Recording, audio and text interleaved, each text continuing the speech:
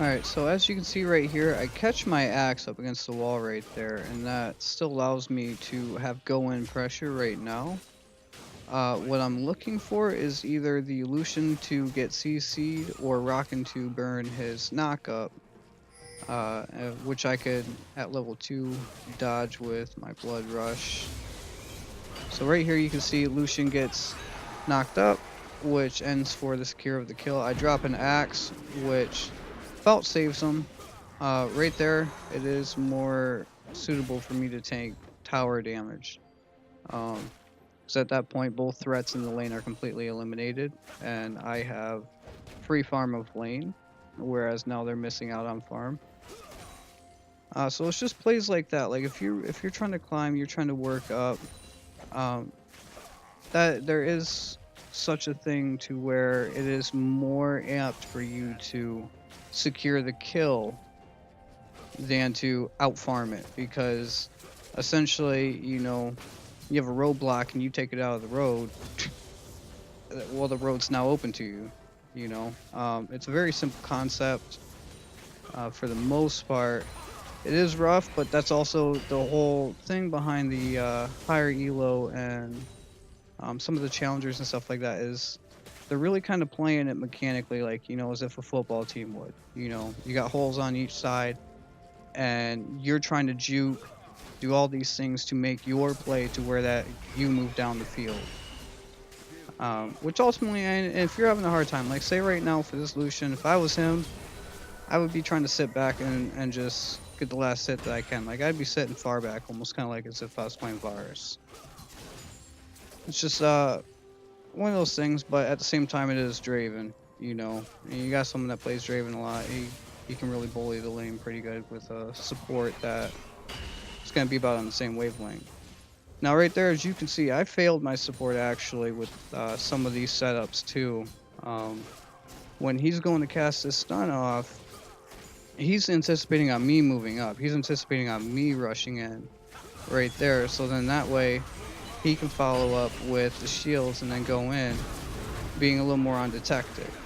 So he gets that extra damage off as well.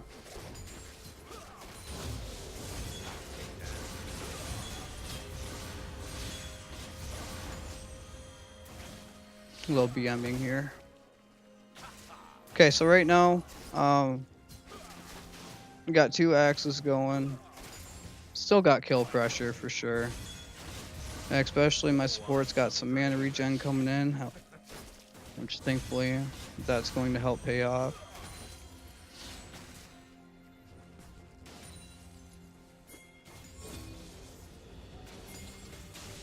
Okay, so now after abusing lane, having that pressure and establishing the dominance in the lane makes it for a very easy secure on the dragon, level 4.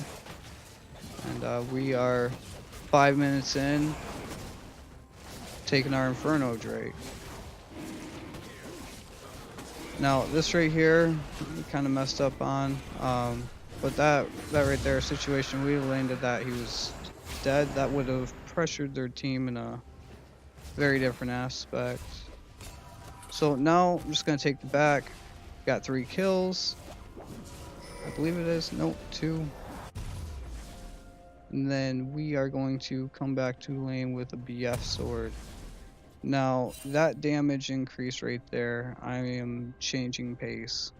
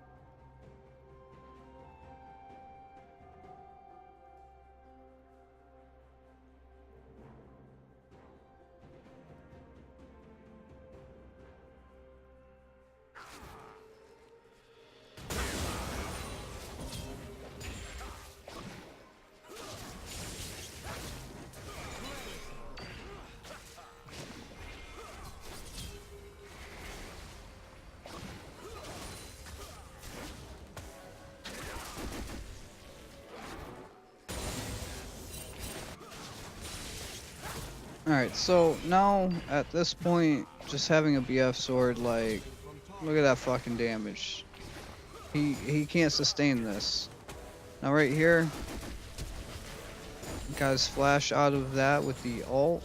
Warwick goes in, basically just to flash out. He went at such a bad time. But that's the difference between a good and a bad jungle. A good jungle always wins though. So we secured a kill. Now my tower. I'm at this point I'm hoping somebody runs up on me like their jungle or their mid lane. Somebody squishy. Granted I don't miss another fucking axe like that.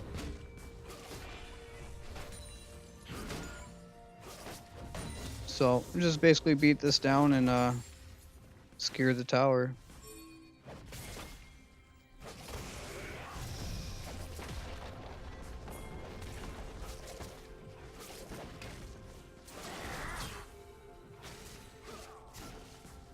Yeah, look at that fucking damage. Try me.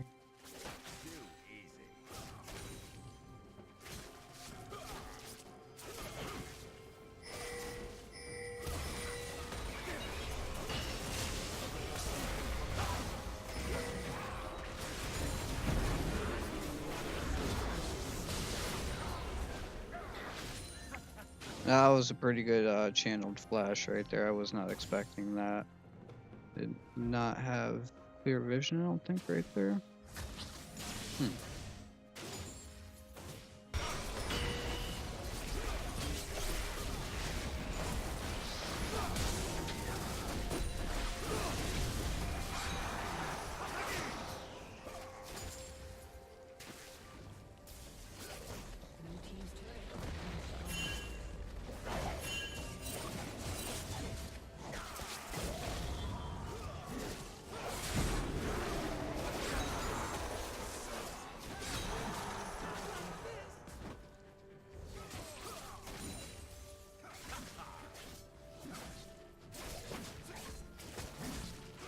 Yeah, I'll take that. I don't see why not.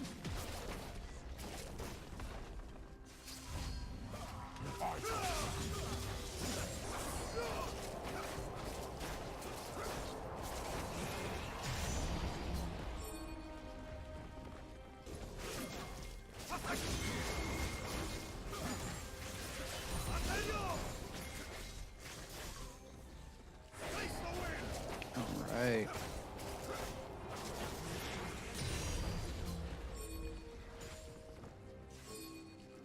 So as you can see, we're 6-2 with 100 farm now at 14 minutes,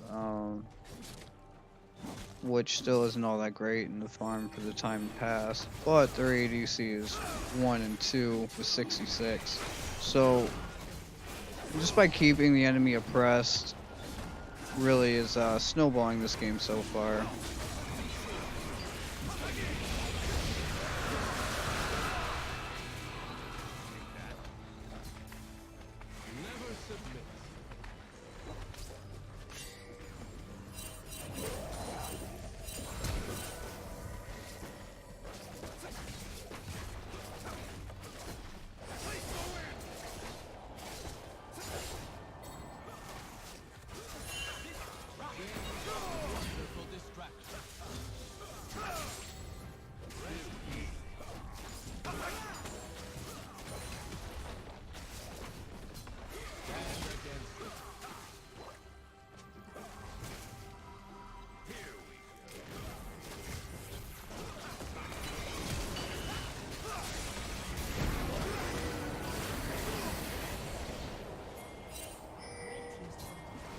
Nah, it feels bad.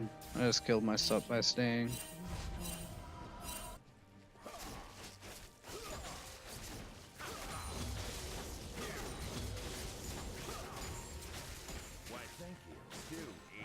Alright, so at this point in the game, I could really care less who tries to fucking run up on me. Clearly seeing that Rocket and Vel'Koz are mid, I would happily give them guys that tower because I'm going to be at their Nexus in no fucking time at this rate. Especially just even this inhibitor tower. If no one really responds to me being down here and comes down this way, I can take this tower out real quick. Got some minions by me as well as a support. So overall, it's kind of playing the game how we want it to go, seeing if we can really open up a door.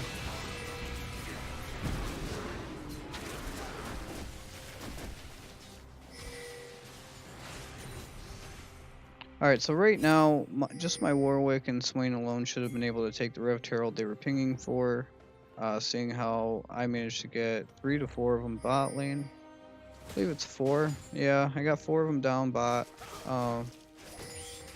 So really, you look at just stuff like that causing a distraction around the map, like jobs to do. Like if you're rolling the game, you know, keep the train going, but take it somewhere else. And you know, if you're not doing so well, or you know, you're just out trying to farm or whatever, because you know you're not behind, but you're not ahead. Just make sure you're pressuring for objectives, because my team could have secured this. I could have just farmed the bot side jungle, put their jungle behind, rather than coming up here and happening to trade unnecessarily, and ultimately just it turns out to be a bad fight. And during that time, like I said, I pulled 4 of them bot lane. So it's just little things like that to think about when you're playing. You know, just look at the scoreboard. You know, if you see that someone, you know, by themselves, or you know, maybe one other person with them, especially an AD carry and support at that rate, just fed. You know, they're fed for the moment. You're looking at it and you're like, holy cow, like they're doing really well. Try to find where you can fit in to play off that they're running with. And it can be just as simple as taking one jungle objective that seems insignificant, or like farming the top side jungle right there in that instance while we were down there. You know, it's little things like that to get ahead that will perpetually pick the whole team up. Kind of like riding in the wake, so to speak. But ultimately, like stuff like that really would help end games a lot sooner. So now we see dragons coming up here soon. I want to get some wards out, but also I'm trying to get this farm. Which now at this rate, I mean, like I said, I don't really care who I run into. You know, my damage is my damage.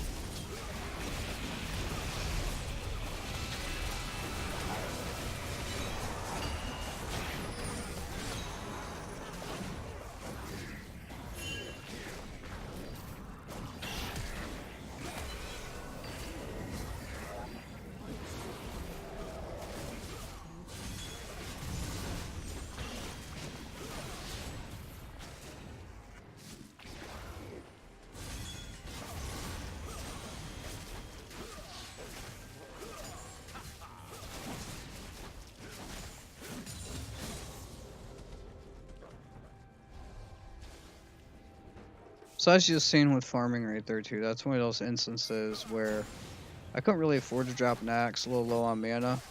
You know, and that's just something that I'll get to as elo goes up, where I could drop that axe because ultimately my teammate's going to have whatever trick they're going to have up their sleeve to secure CC in that situation, to where that I could rush right up, dropping that axe, ignoring it, and doing extra damage myself to secure the kills. But ultimately, you know, just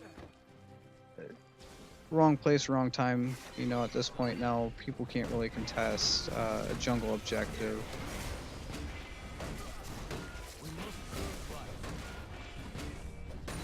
I'll give that to my support, just because those heals really do keep us going.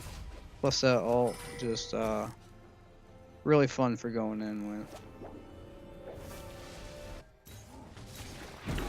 Alright, so now as you can see, the game is effectively on full tilt. This is pretty much, I mean, just to say the least, this is my game right now. Just being realistic about it. Got 173 farm, 23 minutes in, 10, 3, and 3. Got a death stance, IE, and a rapid hyper cannon for the long range attacks. You now officially are seeing the Drave train, witnessing it for your own eyes. So, I think I'm about ready to 1v5 here. I believe it was so. Especially with the blue buff at that, I mean, there's no...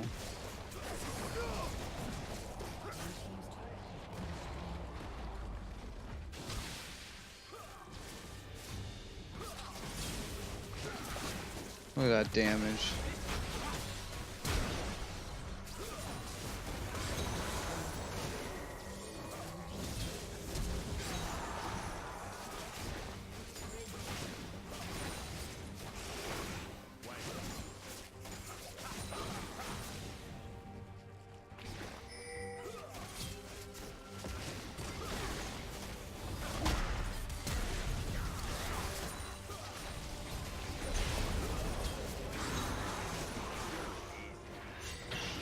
Okay, so not sure, for some of you that were watching that and actually paying attention to it, I dropped an axe right as Maokai was coming in right about here. That is a tactic. What that is when you drop that axe, you basically cut your damage by half, right? Well, at this point you're so fed, you want them to think like, oh my god, his damage is down. He dropped an axe. Psych? Nope, because chances are I have that Q on cooldown anyways.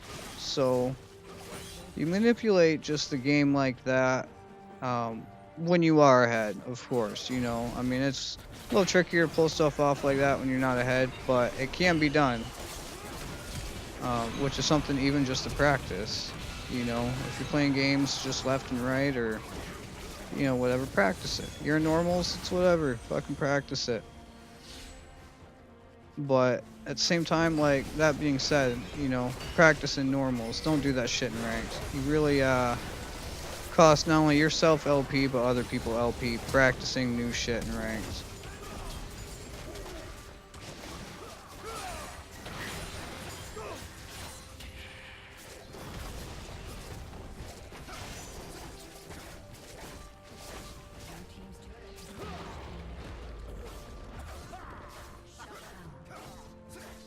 Now at that point, I should have already been kiting forward and running to go hit a minion to secure my lifesteal from the tower shots, but I really just did not care at that point. Wanted the tower gone. My team, you know, not really doing the best.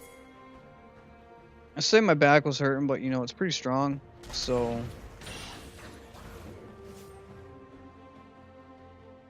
as you can see, Draven is dead. The team's kind of wanting to back off a little bit, maybe catch someone out alone, but not really have a full-on engagement. Alright, so now at this point, just for how much I had in gold backing, which I think was like 6,000 or something like that, basically at this point, really, it just only makes sense to run it down mid. I mean, I basically... 3-shot cannons, you know, and 1-shot any other minion out there. So right now, yeah, as you can see, people are starting to follow in with it, but they should have already been on it. Run us down mid lane, send it.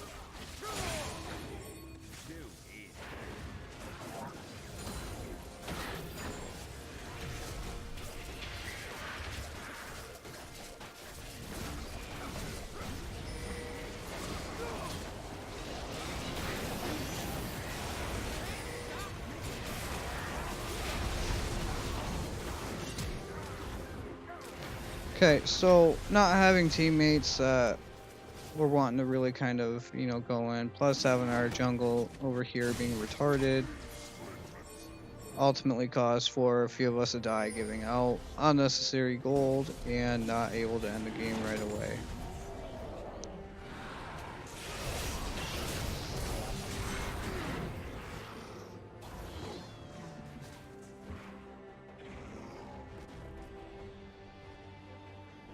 Although in some cases people would be like, oh, well, he's the only one that lived. It's like, no, dude, you just fucked the team over, man. That Warwick CC would have really helped right there.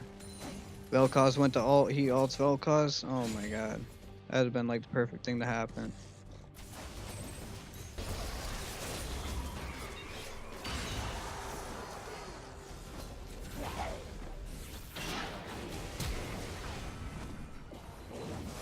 That's why you don't play Yasuo. That is the exact fucking reason why you don't play Yas.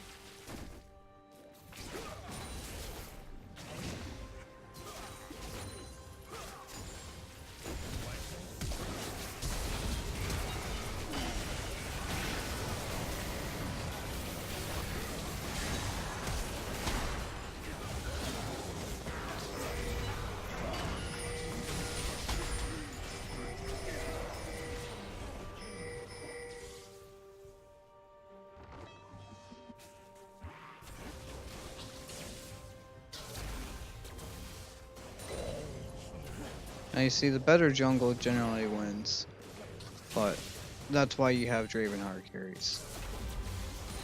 So that way nobody has to be on a constant losing streak because they get some scrub Warwick instead of like a Skarner jungle or an actual good Jax, J4, and shit. So many better champions. Alright, so at this point Baron's still up. So we're gonna start it. We're just gonna force a start. We can't really count on people to want to come secure it.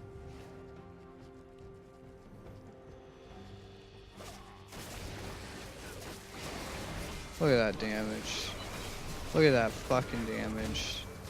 So we are beyond fed at this point. We are 235 CS. Wow, that counts for 3. Never knew that. We're 26 and 5. Really just, we need a good team fight. I just need people to actually focus who they should be focusing.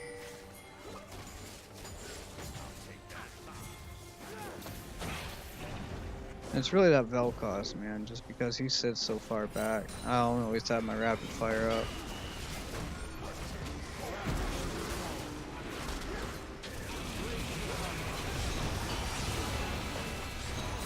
So right there, perfect fucking Taric ult.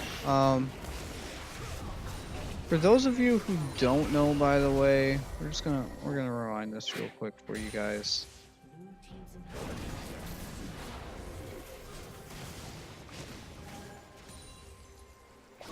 Okay, but what I wanted to say is, for those of you who don't know, this Conqueror already with Draven is pretty powerful. Especially in the early phase. I mean, you really do notice it as a Draven player, but having the Rage Blade, even though you may think, oh well, that's a waste because now you have a mixed AP item. No, that is not. That is a significant amount of damage coming off of that. Here, let's speed that back up. What I want to show you is this right here. Okay, you get the Taric ult going on. Secure the kills, but look at that damage on Lucian. Let's just rewind that one more time.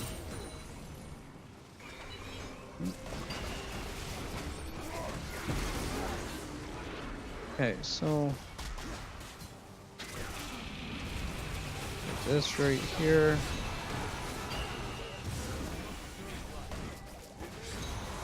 Okay, so get that. I still got 2 axes going, right? But I'm catching that. 1 axe, look at that. Boom. That is the Conqueror and the Rage Blade. Because if you notice, that first one was 1100, and then that second one was 900, right? That is the Conqueror kicking in. That is that extra damage right there, plus the Rage Blade with that stack on it. We are talking some devastating axes.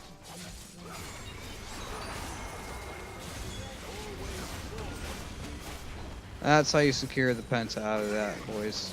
Item build. The right items for the right job.